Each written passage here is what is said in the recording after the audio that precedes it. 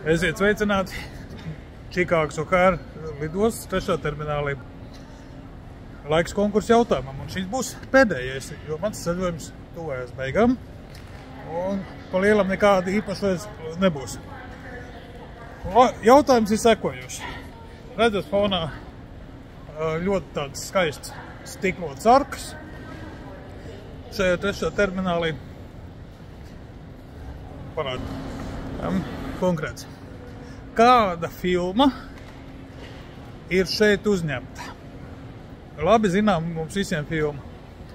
Ja jūs zinat vairākas, ok, norādat ar konkrētām epizodēm. Es pārbaudīšu, protams, ja būs vēl cits films. Pa katru filmu 1 punkts. Bet viena filma noteikti ir uzņemta. Pārējais maz ticams.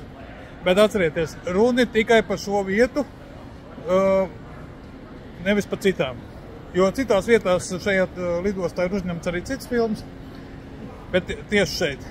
Tātad kāda filma ir uzņemta šeit? Un varbūt arī varat nosaukt epizodu. Paldies!